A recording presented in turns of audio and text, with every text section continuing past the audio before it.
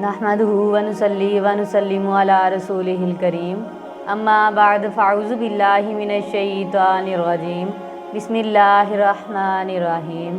ناظرین، آئیے آج ہم آپ کو واقعہ کربلا کی داستان سناتے ہیں کہ یزید نے کس طرح حضرت امام حسین رضی اللہ تعالیٰ عنہ کو دھوکے سے بلا کر شہید کیا۔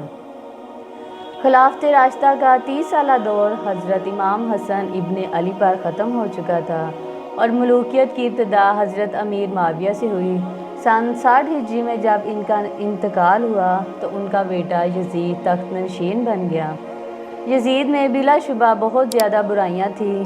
تخت پر بیٹھنے کے بعد اس کا سب سے بڑا مسئلہ حضرت امام حسین رضی اللہ تعالیٰ عنہ، حضرت عبداللہ بن زبیر اور حضرت عبداللہ بن عمر کی بیعت کا تھا، کیونکہ باقی لوگوں نے تو یزید کی بیعت کر لی تھی مگر ان لوگوں نے یزید کی بیعت کرنے سے صاف صاف انکار کر دیا تھا۔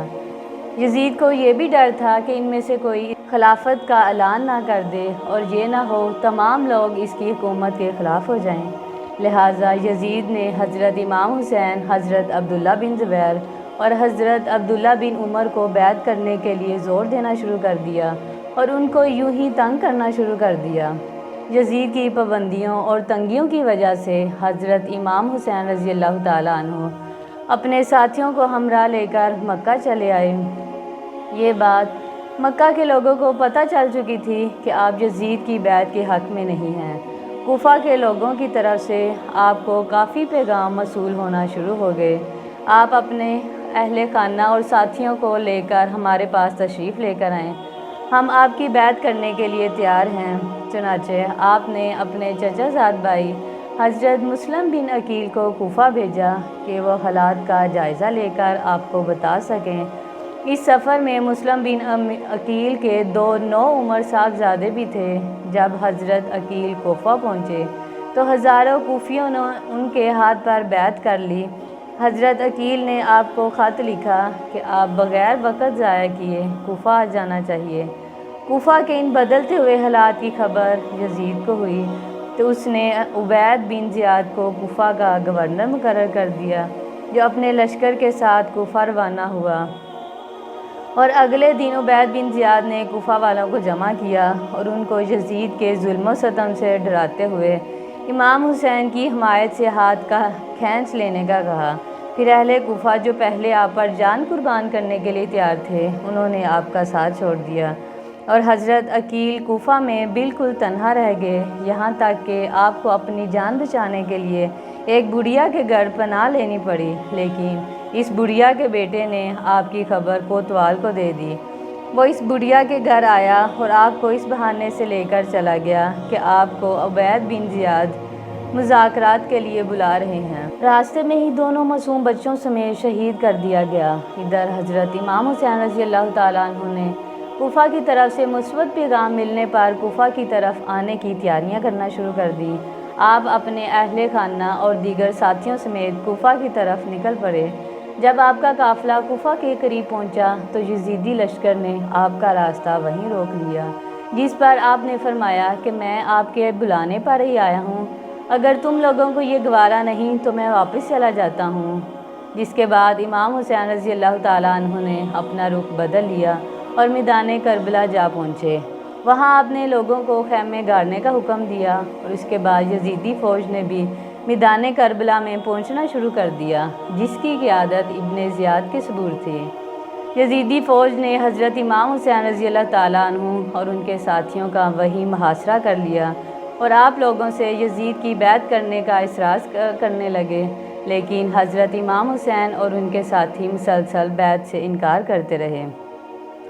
دن یوں ہی گزرتے گئے اور 7 محرم الحرام کو یزیدی فوج نے حضرت امام حسین اور ان کے ساتھیوں پر دریائے فرات کا پانی بند کر دیا۔ تمام نوجوانوں نے پیاس کی شدت کو برداشت کر لیا، لیکن بچوں کو بھلا کون سمجھاتا۔ معصوم علی اصغر کے رونے کو برداشت نہ کرتے ہوئے حضرت عباس پانی لینے کے لیے نکل پڑے اور تیروں کے ساتھ چھلنی جب زخمی حالت میں پانی کے ساتھ واپس آئے تو یزیدی فوج کی طرف سے آپ کی طرف آنے والے تیر نے معصوم علی عسکر کو بھی چھلنی کر دیا۔ اسی طرح 2 دن بری حالت میں گزر گئے۔ پھر 10 محرم الحرام عاشوراء کے دن باقاعدہ لڑائی کا آغاز ہوا۔ ایک طرف بہت بڑا یزیدی لشکر اور دوسری طرف خاندان اہل بیت جو کہ مٹھی بھر تھے۔ حضرت امام حسین نے اپنے ساتھیوں سے کہا، اگر کوئی یہاں سے جانا چاہتا ہے تو بے شک چلا جائے، اس پر کوئی حرج نہیں ہے، لیکن آپ کے ساتھیوں نے ہر حال میں آپ کا ساتھ دینے کا وعدہ کیا۔ جس کے بعد ایک زبردست لڑائی کا آغاز ہوا اور دوپہر ڈھلنے تک آپ کے کئی وفادار جام شہادت نوش کر چکے تھے۔ حضرت امام حسین یزیدی فوج سے لڑتے جاتے اور اپنے جوان بیٹوں کے لاشیں میدان جنگ سے اٹھا کر اپنے خیمے کی طرف لے جاتے۔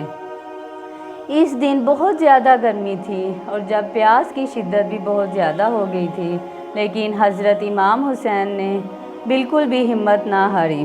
حضرت امام حسین بہت صبر و استقامت کے ساتھ یزیدی فوج کے مقابلے میں مصروف رہے۔ چنانچہ آپ کربلا کے میدان میں اتر گئے۔ جس سمت بھی رخ کیا، یزیدی فوج کی صفیں الٹ کر رکھ دیں۔ حضرت امام حسین کی اس قدر بہادری کو دیکھ کر یزیدی فوج وہاں بھاگنے لگے۔ فوج کا سپہ سالار شمر یہ دیکھ کر فوجیوں پر چیختے چلاتے ہوئے ان پر غصہ کرنے لگا۔ وہ جان چکے تھے کہ قوت حیدری کے سامنے اس کے ساتھیوں کا کوئی بس نہیں ہے، لہٰذا اس نے اپنی فوج کو اکٹھا کر کے حکم دیا کہ سب لوگ اکٹھے ہو کر ایک ساتھ اس مرد میدان کو زیر کرنے کی کوشش کر دیں۔ جنگ کے آخری لمحات تھے اور حسین ابن حیدر ثابت قدم رہے تھے۔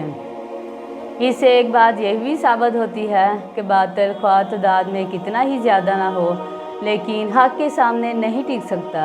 یوں ہی کربلا کی لڑائی اپنے زور و شور پر تھی کہ نماز عصر کا وقت ہو گیا۔ حضرت امام حسین نے زخمی حالت میں جنگ کا میدان چھوڑا اور اپنے رب کے آگے سجدہ سجود ہو گئے۔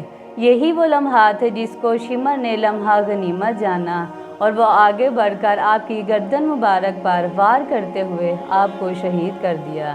اس کے بعد آپ کو نیزے پر بلند کیا گیا۔ اس وقت بھی آپ کی زبان اطہر سے قرآن پاک کی تلاوت میں مشغول تھی۔ کربلا کے اس میدان جنگ میں صرف ایک مرد زین العابدین جو کہ بیمار تھے، صرف وہی بچے۔ باقی تمام ساتھیوں نے اس جنگ میں جام شہادت نوش فرمایا، جبکہ خواتین کی قیادت حضرت زینب رضی اللہ تعالیٰ عنہ کے سپرد تھی۔ تمام خواتین اور بچوں کو یزیدی فوج نے اپنا قیدی بنا لیا اور ان کو میدان کربلا سے دمشق کی طرف لے کر چلے گئے۔